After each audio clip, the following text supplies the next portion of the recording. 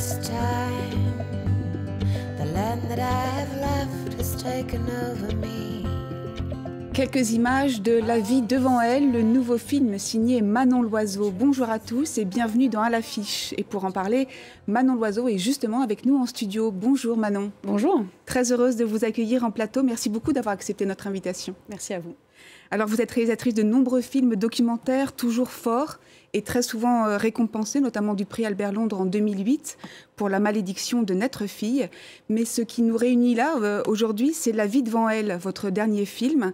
Elle, c'est Elaha, une adolescente afghane qui fuit son pays avec sa famille et on les suit sur les routes de l'exil vers l'Europe.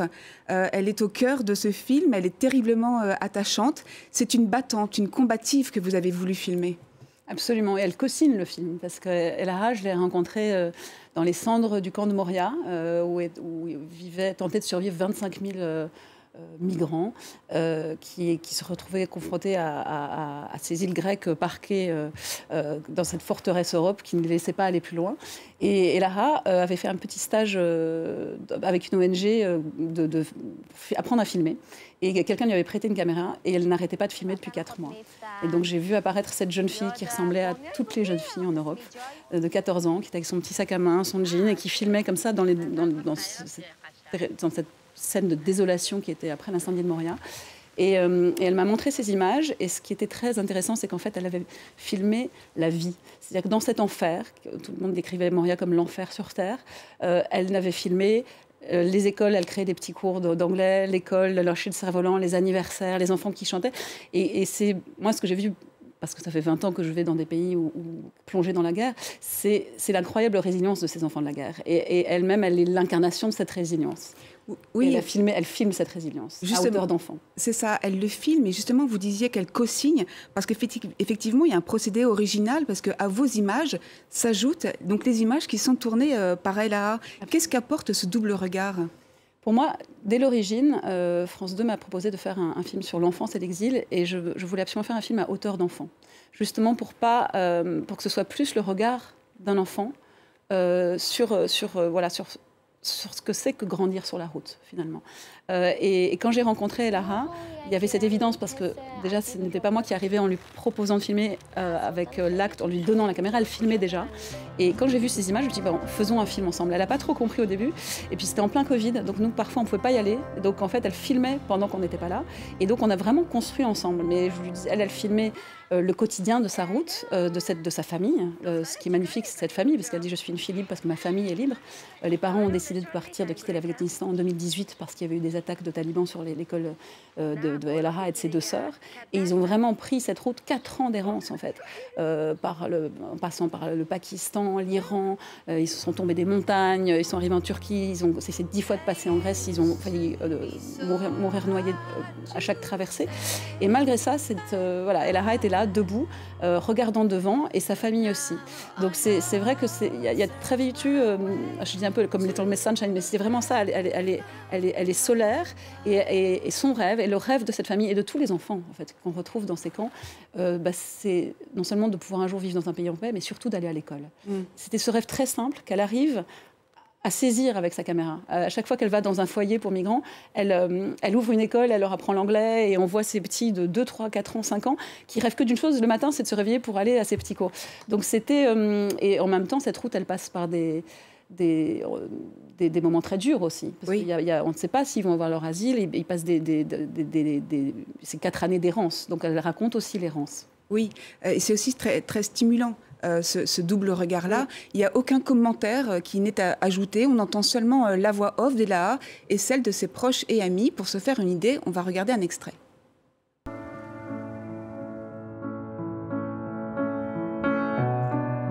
واقعا کسی که مهاجرت نکنه اصلا نمیتونه قوی باشه. وقتی که آدم مهاجرت کنه میفهمه که زندگی راحت، آسایش چی معنا.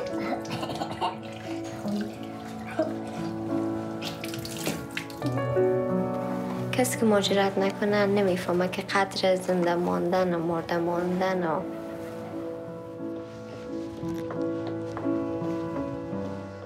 Elle en a traversé beaucoup des difficultés en 4 ans d'errance. Ce qu'on comprend, vous l'avez dit d'un mot, c'est que les parents ont choisi de fuir l'Afghanistan pour offrir un avenir meilleur à leurs enfants et aussi pour des questions d'éducation. Pour des questions d'éducation, et leur père est incroyable, il est très très féministe. C'est-à-dire que pour lui, c'était leur grand frère était le meilleur, faisait sa première année de fac, était l'un des meilleurs étudiants, et en fait, il avait tout l'avenir devant lui. Il dit non, on part parce qu'on veut que nos filles deviennent quelqu'un. On veut que nos filles aient un avenir, qu'elles puissent travailler et être libres.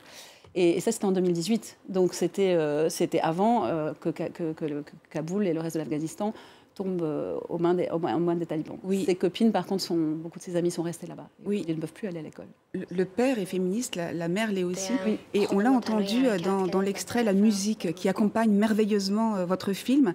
La bande originale est signée de votre sœur Émilie Loiseau, cette grande musicienne et compositrice et interprète aussi. C'est votre première collaboration. Pourquoi elle et pourquoi cette fois ? Alors, je crois qu'il y avait une évidence. Déjà, on a été élevé par une maman anglaise et un père français. Et on a toujours été entre deux rives. Et puis, dès l'enfance, nos parents nous ont appris à écouter celui qui vient d'ailleurs, à l'accueillir. Donc, je crois que on a rencontré aussi des gens qui étaient sur les routes, qui arrivaient comme ça. Donc, c'est quelque chose qu'on a eu dès l'enfance. Je crois que c'était très important. Et puis, il y a eu... J'avais proposé à Annie d'être la deuxième voix du film. Finalement, elle a senti la force d'Elara et elle a voulu faire... On voulait toutes les deux être à la hauteur du courage d'Elara Iqbali, qui à 14 ans est vraiment à ce courage incroyable. Et c'était arrivé à faire avec les mots d'Elara, en s'inspirant de ces mots, une musique qui rejoigne cette force qu'elle a. Et elle est devenue cette deuxième voix. Elle m'a fait un immense cadeau. C'est magnifique ce qu'elle a composé comme chanson et comme musique. Et je crois qu'Elara nous a unis. Et il y a eu, c'était un film à 3. Et ça a été une expérience très très forte. Et on a assez envie de recommencer, mais je crois que vraiment être à la hauteur du récit de l'enfance d'Elara, de son rêve en fait, parce qu'elle va vers ce rêve et puis il y a beaucoup de lumière aussi. On va entendre votre sœur Émilie devait être avec nous en studio, mais elle est occupée par sa tournée. On est donc allé la trouver dans ses studios à elle et on lui a demandé quel choix elle avait voulu faire. Sa réponse au micro d'Élodie Radnac. Je voulais parler à une fille debout. Je voulais parler à sa génération. Donc, je voulais pas juste une mélancolie ou quelque chose qui souligne une tragédie. On a essayé d'aller chercher quelque chose d'assez électrique, mais aussi d'assez intime, parce que c'est comme un journal intime. Ce film, c'est un journal de bord d'Elaé. Et je suis un peu la voix intérieure de ça. Donc, il y a tous les remous de ces émotions qui doivent être à la fois dans l'intime et parfois dans le cathartique, quoi. Voilà, Émilie Loiseau. Un mot de l'Afghanistan, entre le moment du départ de cette famille en 2018 et puis aujourd'hui, les talibans sont revenus au pouvoir en août 2021. Les filles ne peuvent plus aller à l'école. Il y a beaucoup d'interdictions pour le travail des femmes. Quel est votre regard sur la situation en ce moment en Afghanistan ? C'est terrible, c'est-à-dire que c'est une génération... elles sont parties quand même il y a 4 ans parce qu'il y avait déjà des attaques de talibans sur les écoles et c'est quand même quelque chose... on n'a pas découvert ça il y a 1 an et demi. Mais depuis 20 ans, en fait, les filles ont grandi libres. Les femmes se sont construites libres, ont pu travailler librement, avoir toutes sortes de professions librement. Et d'un coup, pour toute la génération qui a 20 ans aujourd'hui, c'est une espèce d'obscurantisme qui s'est abattu sur l'Afghanistan et qui s'aggrave chaque jour. Donc c'est extrêmement violent. C'est extrêmement violent pour la génération qui n'a pas connu, qui n'a jamais connu ça, qui se sentait, qui d'un coup se retrouve enfermé, muselé. Les jours sont sombres. Les jours sont sombres. Et Lara, justement, nous, au fil de la route, on la filmait. Et elle était en lien avec sa grand-mère qui est restée là-bas et qui racontait petit à petit les talibans qui reprenaient chaque ville. Et on a senti ça au fil de la route, ce qu'elle vivait. Et puis, quand on a terminé de filmer, c'était le blackout. Et elle n'a plus de nouvelles de ses amis.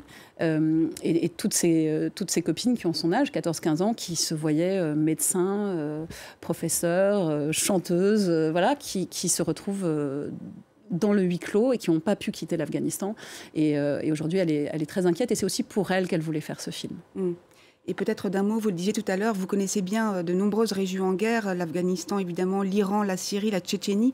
Il paraît que vous rentrez d'Ukraine. Je suis rentrée hier soir, oui. Est-ce qu'en quelques mots, vous pourriez nous dire quel regard vous portez, comment vit-on aujourd'hui en Ukraine, ce que vous avez vu du moins? Ce qui est toujours incroyable, nous, ça fait 1 an qu'on tourne un film sur les crimes de guerre avec Ksenia Bolshakova pour Arte. Donc c'est un film sur le long cours, c'est un 90 minutes.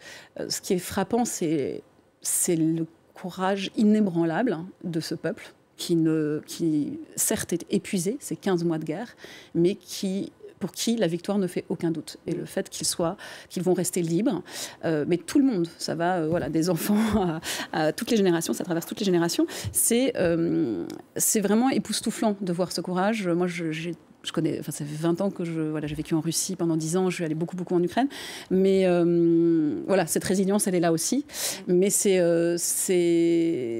quelque chose qui est là, qui ne va pas.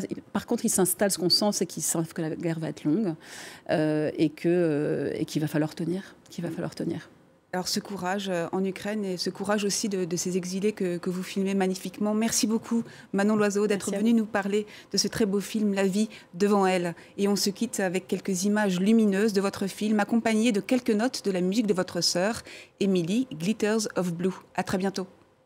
Search my way to the land from the lullaby.